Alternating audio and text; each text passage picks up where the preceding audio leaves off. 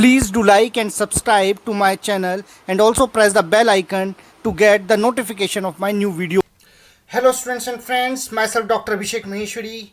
आज हम डिस्कस करेंगे एफवी फंक्शन को किस तरह से एक्सेल में यूज़ किया जाता है।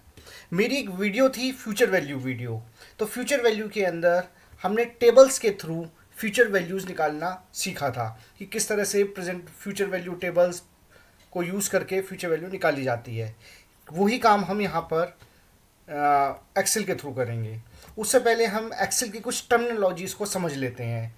जैसे एक्सेल के अंदर प्रेजेंट वैल्यू को पीवी कहा जाता है, फ्यूचर वैल्यू को एफवी कहा जाता है, नंबर ऑफ़ ईयर्स को एनपीईआर कहा जाता है, interest rate, cost of capital या रिक्वायर्ड रेट ऑफ रिटर्न को रेट कहा जाता है, एन्युटी चाहे रिसिप्ट हो या पेमेंट हो उसे पीएमटी कहा जाता है।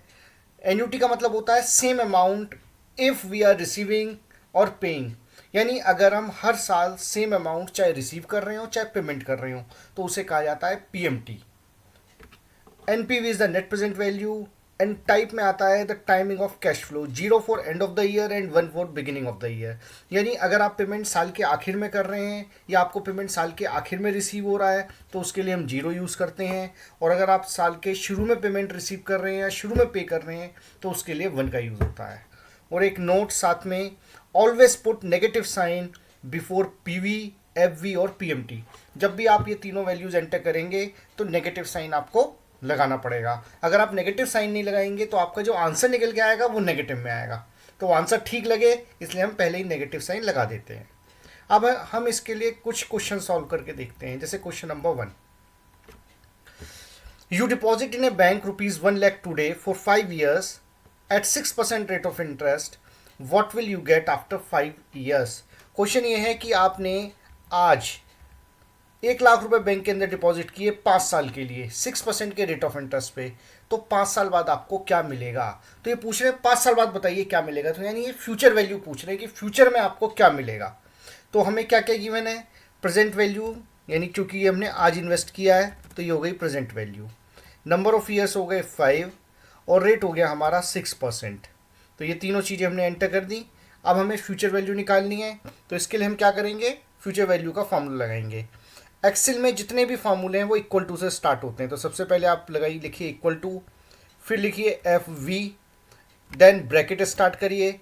अब आपको दिख रहा होगा ब्रैकेट स्टार्ट करने के बाद में नीचे एक सीक्वेंस आ रही है, इसी सीक्वेंस के अंदर हमें जो है सारा डेटा एंटर करना है। जैसे सबसे पहले इन्होंने कहा रेट, तो आप रेट ले लीजिए 6%, फिर कॉमा, एनपीआर में एनपीआर नंबर ऑफ ईयर्स आ गए, कॉमा, पीएमटी क्वेश्चन में नहीं है तो 0, पीवी तो पहले मैंने आपसे कहा था माइनस साइन लगाइए पीवी के लिए, माइनस साइन, और फिर ये 1 लाख वाली पीवी की वैल्यू आ गई, कॉमा, टाइप, अब हमने जो इन्वेस्टमेंट है वो आज किया है यानी बिगिनिंग ऑफ द पीरियड के लिए, तो हम 1 ले लेंगे, bracket close and then enter.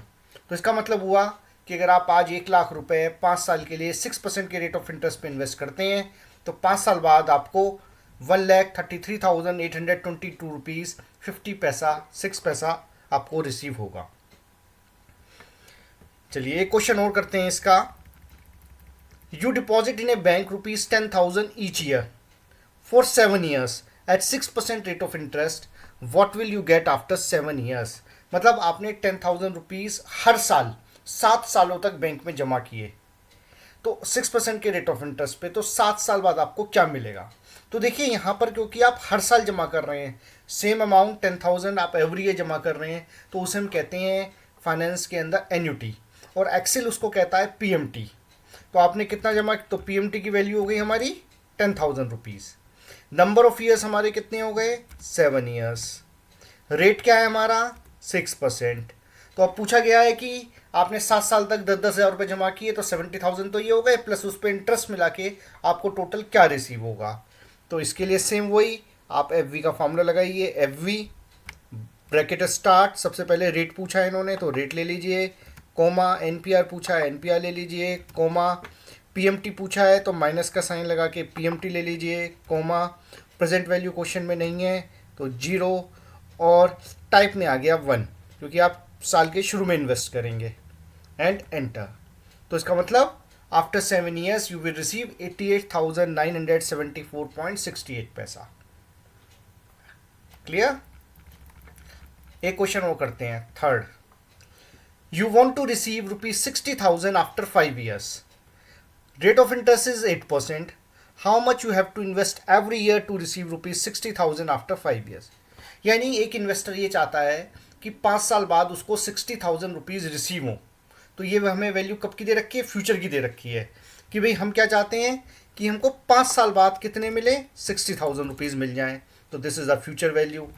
कितने साल बाद? 5 साल बाद। और रेट ऑफ इंटरेस्ट क्या है हमारा? 8%। तो उन्होंने पूछा है कि हम हर साल कितना इन्वेस्ट करें, हम हर साल कितना इन्वेस्ट करें कि 5 साल बाद हमें 60,000 मिल जाए। तो यानी और हर साल हमें सेम अमाउंट इन्वेस्ट करनी है। तो क्या पूछा गया है? एन्युटी, जिसको एक्सेल क्या कहता है? पीएमटी। तो पीएमटी निकालने के लिए हम पीएमटी फंक्शन यूज़ करेंगे। Equals to PMT, bracket start किया। तो सबसे पहले इन्होंने पूछा रेट, तो रेट ले लीजिए, कॉमा, एनपीआर के लिए 5 आ गया, कॉमा, प्रेजेंट वैल्यू क्वेश्चन में नहीं है तो 0, कॉमा, फ्यूचर वैल्यू के लिए माइनस साइन लगा के ये फ्यूचर वैल्यू आ गई, कॉमा, और हम जो इन्वेस्टमेंट करेंगे हर साल के शुरू में करेंगे तो beginning of the year 1, bracket close, enter.